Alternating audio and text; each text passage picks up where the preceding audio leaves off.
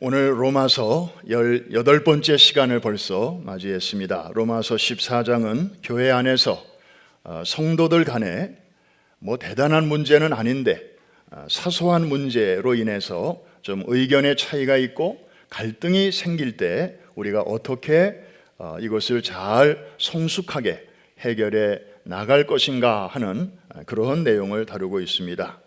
사실 성경을 읽다 보면 어떤 문제에 대해서는 분명하게 이렇게 해라 명령하는 것이 있죠. 그거는 그대로 하면 되는 겁니다. 별로 고민할 필요가 없습니다. 예를 들어서 내 부모를 주 안에서 공경하라 그러면 이건 어린애들도 무슨 뜻인지 알 수 있는 것이고 어른들은 말할 것도 없고요. 그대로 잘 못해서 그렇지 해석의 어려움은 없습니다. 또 하지 말라 하는 것들도 마찬가지죠. 예를 들어서 살인하지 말라, 간음하지 말라, 도적질하지 말라. 이것은 그 의미를 달리 해석할 필요가 없습니다. 그냥 그렇게 안 하면 되는 것입니다. 그런데 하라와 하지 말라 사이에 하나님이 분명하게 똑부러지게 말씀하시지 않은 그런 그레이 존, 이 회색 지대가 많이 있지요. 이것을 이제 헬라어로는 아디아포라라고 하는데 바로 이 영역에서 이제 사람마다 입장이 다르고 또 태도가 얼마든지 다를 수 있습니다. 그리고 여기에서 적지 않은 시비가 생길 수가 있는 것이죠. 예를 들면 이게 참 좋은 예가 될 수 있을는지는 모르겠지만 어떤 성도는 이 술 문제에 대해서 아주 자유로운 태도를 갖고 있는 사람이 있습니다. 그래서 술은 너무 많이 마시는 건 안 좋지만 적당히 먹는 것은 좋지 않냐. 성경에도 그랬고 또 미국이나 유럽의 목회자들 중에도 술을 이렇게 하는 분들이 있지 않냐. 사실은 저도 오래전에 스페인에 선교 갔을 때 첫 도시에 갔는데 거기에 이제 선교 집회를 호스팅 하시는 목사님이 이제 식사를 대접을 해주셨어요. 어느 식당에 가서 밥을 먹는데 깜짝 놀랐어요. 음료수를 시키는데 저는 콜라 달라고 그랬는데 이분은 맥주를 시키는 거예요. 우리 하나님의 성의 목회자인데 그래서 저는 웬 맥주? 목사님이 벌건 대낮부터 웬 맥주? 근데 한 병을 나중에 더 시키는 거예요. 나중에 코끝이 빨개지시더라고요. 하나님의 성의 목사님이에요. 그런데 이분은 그냥 그렇게 사셨어요. 그리고 목회도 잘하세요. 저는 문화 충격이었죠. 그런데 유럽에서는 심지어 독일에서는 맥주를 아주 음료수 마시듯이 마신다고 하는데 원로 목사님 그런가요? 잘 몰라서. 그래서 심지어 우리 교인들 중에도 술 문제에 대해서 아주 이렇게 자유롭게 생각하는 사람들이 있습니다. 하나님의 영광만 가리우지 않는 범위 안에서 잠깐 마시는 것은 어떠냐. 그런데 그런 사람들을 가리켜 오늘 본문에서는 믿음이 강한 사람이라는 표현을 씁니다. 여기서 강하다고 하는 것은 믿음이 좋다 그런 뜻이 절대 아니고 좀 이런 문제에 대해서 자유롭다, 아주 리버럴한 관점을 갖고 있다 그런 의미입니다. 그런데 반대로 어떤 형제는 술 문제에 대해서 아주 예민합니다. 술은 본인은 절대 하지도 않고 또 술자리 근처는 가지도 않습니다. 그리고 음식에 이렇게 가끔 술을 넣죠, 여러분. 그래요, 안 그래요? 정종을 넣기도 하고 포도주를 넣기도 하고 그거 절대 아주 못하게 하고 그리고 주의 만찬에 성찬을 하는데 우리 교회는 그렇지 않지만 어느 교회 가면은 진짜 알코올이 조금 느껴져요. 그러면 아주 질색을 합니다. 성경은 이런 사람을 가리켜 믿음이 약한 형제라고 말합니다. 여기서 말하는 약하다는 뜻도 믿음이 어리다, 초보다, 성숙하지 않다 그런 뜻이 아니고 한번 따라해 주시기 바랍니다. 민감하다, 예민하다 그런 의미의 약하다는 뜻입니다. 그러니까 이 사람도 믿음의 사람이고 이 사람도 믿음의 사람이에요. 그런데 음식 문제, 날짜 문제, 또 무슨 기타 문제에 대해서 이 사람은 그냥 뭐 이래도 좋고 저래도 좋아요. 그런데 이 사람은 유난히 까다로워요. 어느 모임에나 그런 사람들이 있잖아요. 소위 말해서 UPS, 유난히 피곤한 스타일. 아니, 이스라엘에 몇 년 전에 갔는데요. 그 베들레헴 이제 이렇게 투어를 하고 이제 집에 갈 날이 다가오니까 그 이제 기념품 가게에 들려서 이제 선물을 좀 사는 시간을 줬더니 그냥 뭐 우리 성도들이 뭐 주섬주섬 막 담고 있었어요. 근데 저는 그냥 이렇게 입구에 서 있었는데 갑자기 우리 그룹 중에 한 분이 저에게 막 달려오더니 다급하게 저에게 묻는 거예요. 우리 교회 교인은 아니었고 다른 교회 성도들이 우리 팀에 이제 합류를 했는데 아주 심각하게 뭘 이렇게 말씀을 하실 것 같더라고요. 그래서 무슨 일인데요? 그랬더니 목사님, 사람들이 지금 그 나무로 된 십자가를 막 지금 사는데 바구니에 막 담는데 이거 저래도 되는 겁니까? 그래서 제가 뭔가 하고 봤더니 그 베들레헴 지경에서 나는 그 아주 좋은 나무를 가지고 요만한 사이즈의 십자가를 만들어 가지고 그거를 이제 파는 건데 값도 비싸지 않고 좋은 기념이 되니까 사람들이 이제 제일 많이 사는 인기 품목이더라고요.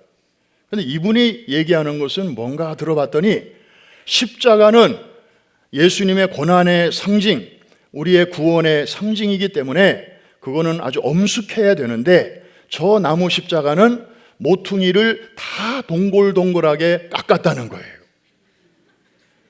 그래서 십자가 본래의 그 의미가 저기에는 담겨 있지 않다는 거예요. 그래서 저런 걸 왜 교인이 사도록 목사가 돼가지고 가만히 있느냐, 그런 뜻이더라고 가만히 보니까. 그래서 제가 그 질문을 받고 저분이 왜 저런 생각을 했을까를 잠시 생각해 보니까 그게 그분의 신앙이었어요. 뭐 아주 틀린 건 아니죠. 그게 그분의 신앙적 표현이라니까. 그렇다고 저 동글동글하게 끝이 잘 다듬어진 나무를 좋아하고 그것을 사는 사람들의 신앙은 틀렸습니까? 그건 아니죠. 그걸 사는 것도 그분들의 신앙이고 그거를 좀 싫어하는 것도 그분의 신앙. 그런데 두 분 다 이쪽도 저쪽도 다 하나님의 구원받은 자녀. 그래서 그 먼 이스라엘까지 성지순례를 오신 거 아니겠어요? 자, 근데 사실 교회 안에서 성도 간에 좀 이렇게 관계가 불편해지는 것은 무슨 뭐 신론, 기독론, 성령론 이런 무슨 조직신앙 뭐 이런 데서 의견이 부딪혀서 생기는 게 아니고 사실은 그런 그 그레이 존, 성경에 구체적으로 이거는 괜찮다, 저거는 안 된다 이렇게 말씀하시지 않은 그런 영역에서 서로의 신앙적 태도 때문에 이제 생기는 경우가 너무 많이 있다는 거죠. 서로가 서로를 판단하기가 쉽습니다. 술을 가까이 하지 않는 형제는 자기가 술을 마시지 않기 때문에 술 마시는 형제가 이상하게 보이는 것이고, 또 술을 가까이 하는 형제는 유난히 그 문제에 예민하고 까다로운 그 사람이 좀 거북한 거고,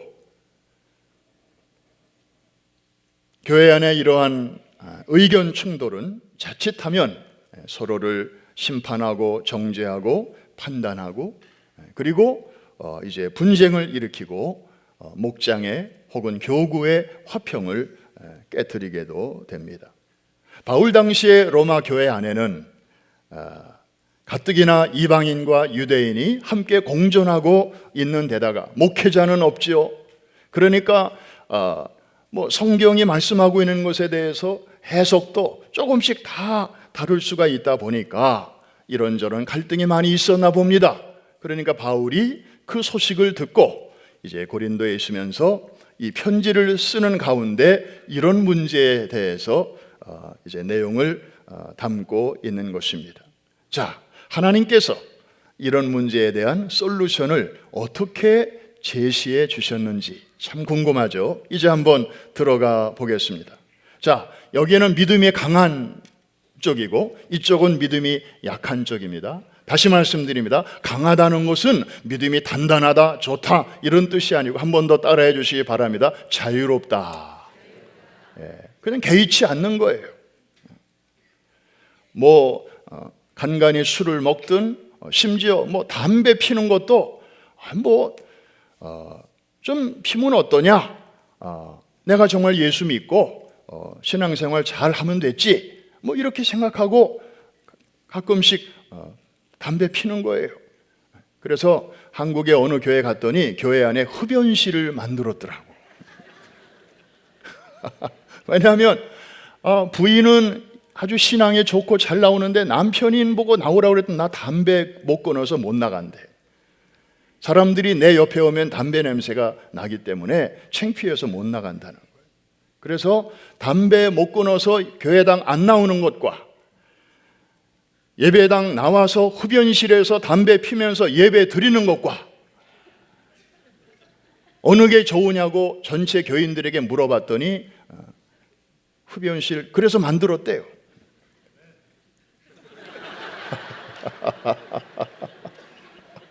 그래가지고 한 몇 년 지금 됐는데 예배 드리면서 말씀 듣다 보니 은혜를 받아가지고 그 다음에 흡연실에서 바깥으로 기어 나오는 사람들이 생긴대. 할렐루야. 와, 하여튼 그렇게 아주 세게 나가는 교회도 있더라고요. 믿음이 강한 자, 즉 자유로운 자, 개의치 않는 자들에게 하나님께서 주시는 권면이 있습니다. 그것이 바로 1절과 2절인데 같이 한번 봅니다. 시작. 믿음이 약한 자를 너희가 받되 그의 의견을 비판하지 말라. 어떤 사람은 모든 것을 먹을 만한 믿음이 있고 믿음이 연약한 자는 채소만 먹느니라. 그래서 대단한 문제는 아니에요. 이게 구원과 직결된 문제도 아니고 무슨 이단이냐 아니냐 그런 문제가 아닌데 먹는 문제, 날짜 문제 이런 거 가지고 이제 아주 그냥 관대한 사람이 있고 대범한 사람이 있더라는 거죠. 그래서 믿음이 이쪽에 있는 사람들에게 권면하시기를 믿음이 연약한 자를 받으라 그랬습니다. 영어로는 accept, 그러니까 용납하라 라는 것입니다. 그냥 이렇게 내치지 말고 아유 저 사람 이상해, 아유 너무해, 아유 피곤해 이렇게 내치지 말고 그런 사람이 그런 말을 하는 데는 그만한 이유가 있다 생각하고 그냥 받으라는 것입니다. 비판하지 말라는 것입니다. 3절로 넘어갑니다. 3절 앞부분을 보면 제가 읽습니다. 먹는 자는, 여기가 먹는 자입니다. 믿음이 강한 자죠. 먹지 않는 자, 여기 믿음이 약한 자입니다. 예민한 자입니다. 이런 사람을 어떻게 하지 말고 업신여기지 말라. 아유 저 사람은 너무 율법적이야, 너무 까다로워, 이렇게 업신여기지 말라는 것입니다. 바울이 왜 저런 원리를 소개하게 되었을까요? 그 이유는 3절 맨 마지막에 있습니다. 이는, 그 다음에 한번 따라해 주시기 바랍니다. 하나님이 그를 받으셨습니다. For God has accepted them. 하나님이 이 사람도 받으시고 이 사람도 받으시고 구원해 주셨는데 내가 무슨 권한으로 그 사람을 받지 않느냐 이 말입니다. 나 중심으로 생각하면 저 사람하고 나는 안 맞아, 같은 목장 싫어. 그러나 하나님의 관점에서 내려다보면 하나님은 이런 사람도 구원하셨고 저런 사람도 구원하셨으니 하나님이 받으신 자를 내가 물리치지 말라는 것입니다. 이해가 되시면 아멘. 이게 바로 하나님의 관점입니다. 이게 바로 본질에 서 있는 사람입니다. 그런데 그거 없이 나하고 같은 입장에 있는 사람하고만 친하고 이 문제에 대해서 나하고 입장이 다른 사람은 불편해서 멀리하고 목장에도 들어오지 못하게 하고, 그렇게 하면 이것은 하나님께서 슬퍼하시는 일이라는 거죠. 뭐 날짜 문제, 여러분 이스라엘 얘기 또 한번 할게요. 우리 선교사님 와 계시니까. 이스라엘에 가면 거기 토요일 주일을 한 번은 거기서 보내게 됩니다. 하나 물어볼까요?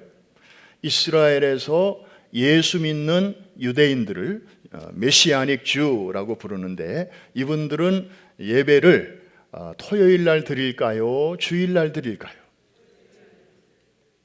네.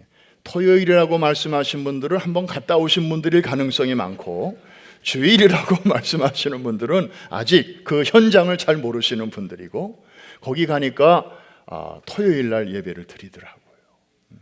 물론 주일 날 예배 드리는데도 없지는 않습니다만은 either way 자유로워요. 분명히 예수님을 주로 고백하는 사람들의 모임인데, 어느 교회는 토요일 날 드리고 어느 교회는 주일 날 드려요. 그래서 우리가 마침 방문했던 교회는 아주 전통적인 그런 유대교 냄새가 팍팍 나는 메시아닉 주 교회였는데, 토요일 날 예배를 드려요. 그래서 우리는 주일 예배를 그날 같이 드렸어요.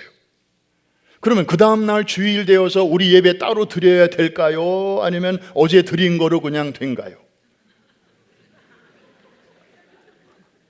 뭐 이제 이런 문제에 대해서 우리는 지금까지 뉴욕에서는 항상 주일날 예배를 드렸는데, 이거 토요일날 드린 것은 그냥 정식이 아니고 그냥 예비다, 우리는 따로 드려야 된다. 다행히 그런 분은 없었어요. 그러나 그렇게 예민한 분들은 생각할 수 있지 않겠어요? 얼마든지 이런 일들이 일어날 수 있는 거지요. 그래서 그냥 아주 구원에 직결된 그런 교리적인 그런 문제와 연결된 그런 문제가 아니라면 그냥 이렇게 할 수도 있고 저렇게 할 수도 있지 않겠느냐. 선교지에 가서는 그분들의 문화와 스타일에 따라서 우리가 같이 맞춰주는 것이고, 또 이쪽으로 돌아오면 우리 스타일대로 드리면 되는 것이, 이게 이제 믿음이 강한 자의 입장이고, 그게 용납이 안 되는 그런 분들은 또 그게 그분들의 신앙이니까 거기에 맞추어서 우리가 또 존중을 해줘야 되는 것이죠. 자, 이제는 믿음이 약한 자에게 주시는 하나님의 권면의 말씀이 곧바로 나옵니다. 3절 다시 한번. 자, 앞부분 끝부분 말고 중간에 있는 부분이 이쪽에 있는 사람들에게 주시는 말씀입니다. 먹는 자는 먹지 않는 자를 업신여기지 말고, 그 다음에 다 같이 시작. 먹지 않는 자는 먹는 자를 비판하지 말라.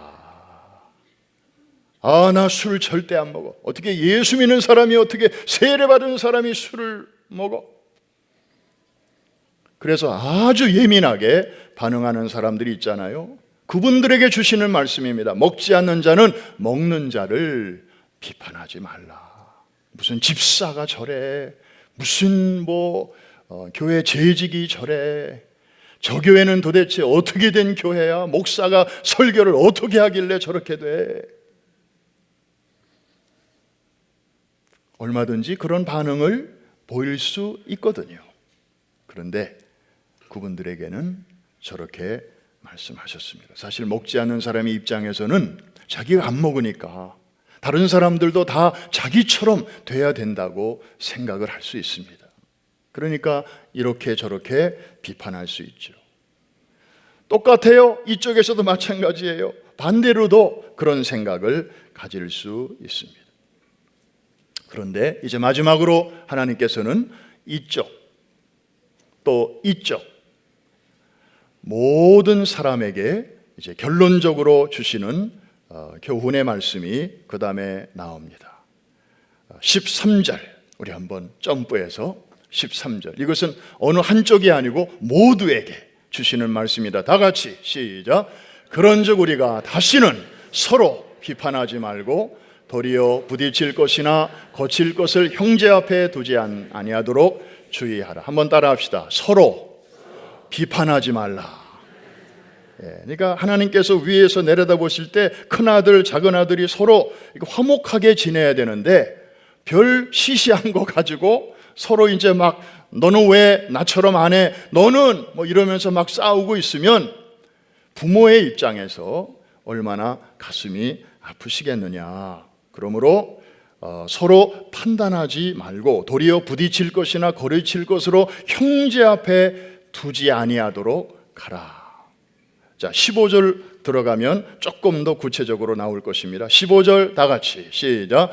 만일 음식으로 말미암아 내 형제가 근심하게 되면 이는 내가 사랑으로 행하지 아니함이라. 그리스도께서 대신하여 죽으신 형제를 내 음식으로 망하게 하지 말라. 여러분, 예를 들어서 여러분의 목장 식구 가운데 술을 좀 이렇게, 죄송합니다, 술 얘기를 자꾸 해서 뭐 누구를 겨냥하고 하는 얘기 아니니까 안심하세요. 어느 집에는 뭐 지하실에 바까지 있는 집도 있습니다. 그렇다고 그분들이 무슨 뭐 폭음을 하느냐? 그런 건 아니에요. 그런데 그 목장 식구 중에 예를 들어서 술에 대해서 아주 예민한 분이 있다고 하십시다. 이분이 어느 날 그 집에 처음 와가지고 충격을 받을 수밖에 없죠. 그리고 막 오해를 하는 거예요. 그리고 그냥 그 집에 대한 오해만이 아니라 우리 교회에 대한 오해까지 막 하는 거예요. 그래서 목장 예배 다시는 안 오겠다는 거예요. 자기 목장 옮기겠다는 거예요. 그럴 때 성숙한 믿음이 강한 자로서 어떻게 해야 되겠느냐 하는 거예요. 개인적으로는 얼마든지 자유하게 할 수 있지만 내 주변에 있는 사람들 중에 나의 이런 자유 때문에 실족하거나 마치 거침돌을 만난 것처럼 내가 그렇게 장애물이 되어서 저 형제가 더 앞으로 나가지 못하고 그러고 멈추어 있다면 기꺼이 내가 내 자유를 제한해야 되지 않겠는가. 오늘 본문이 우리에게 말씀하고 있는 핵심이 바로 그것입니다. 그리스도께서 대신하여 죽으신 형제를 내 식물로 망하게 하지 말라. 아유, 뭐 내 신앙, 뭐 마이 스타일, 뭐 마이 웨이, 뭐 내 신앙 내가 지키는 건데 뭐 어때? 그 사람이 정 싫으면 다른 목장으로 가면 되지. 그것은 하나는 아는데 다른 한쪽은 잘 안 되는, 한쪽은 막힌 그런 성도의 모습이라는 것입니다. 21절 또 넘어가십시다. 앞부분은 제가 고기도 먹지 아니하고 포도주도 마시지 아니하고 그 다음에 무엇이든지 내 형제로 거리끼게 하는 일을 아니함이 아름다우니라. 예, 내 신앙으로 고기도 먹을 수 있어요. 포도주도 마실 수 있어요. 맥주도 마실 수 있어요. 그런데 그 마시는 모습을 보고 행여나 한 명이라도 실족하거나, 제가 한국에 있을 때 들은 얘기입니다. 어느 목사님이 신방 중에 하도 목이 말라서 그 길가에 있는 가게 포장 이렇게 파라솔 밑에 앉아가지고 신방대원들과 함께 그 옛날에, 지금도 있는지 모르겠어요, 그 보리차 캔에 담겨진 그 보리 음료 있죠, 보리 음료.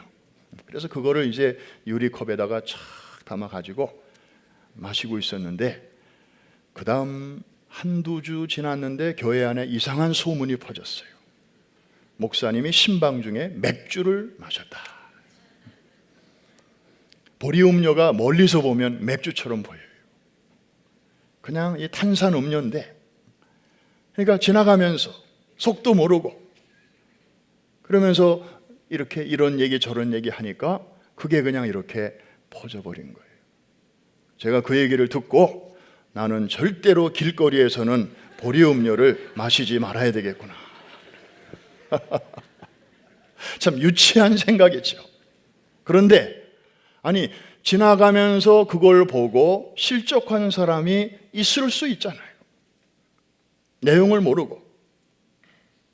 그러니까 그런 사람들을 배려할 줄 알아야 한다는 거죠. 아니, 사실은 그게 아닌데, 아니면 됐지, 다른 사람들이 뭐라고 하든 무슨 상관이야.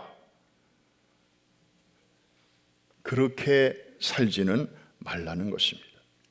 나의 자유가 혹시 다른 형제를 넘어지게 하는 계기가 된다면 기꺼이 자신의 자유를 스스로 제한하고 포기하는 것이야말로 참으로 성숙한, 그리고 참으로 자유의 의미를 아는 성숙한 크리스찬의 생활 윤리라고 하는 것입니다.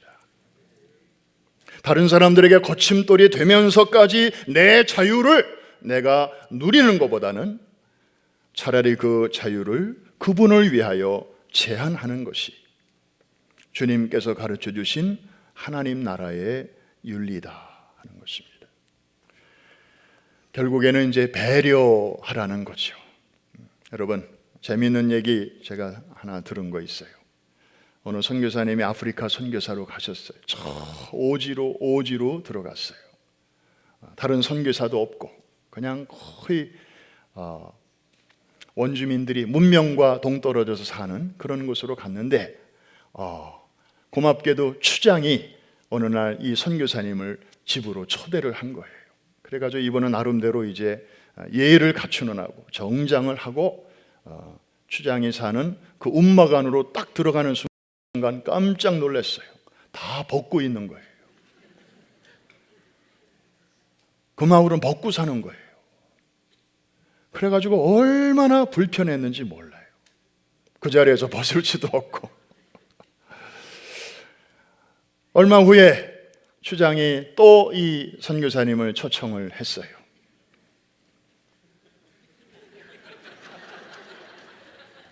그래서 선교사님이 기도하고 또 생각하고 그런 끝에 용기를 냈어요. 다 벗고 그 집에 딱 들어가는 순간 또 한 번 놀랐어요. 온 식구가 옷을 입고 앉아 있는 거예요. 한 번도 입어본 적이 없는 그 나뭇가지를 엮어가지고 다 식구마다 옷을 해입고 그러고 앉아 있더라는 거예요. 제가 그 얘기를 들으면서 처음에는 여러분처럼 저도 웃음이 나왔어요. 그런데 그 후에 웃음 끄트머리에 찡 하는 게 오더라고요. 그 원주민들의 선교사님을 배려하는 마음, 다른 사람을 배려하는 마음. 정말 문명과 도시 속에 사는 우리보다 훨씬 더 아름답지 아니한가.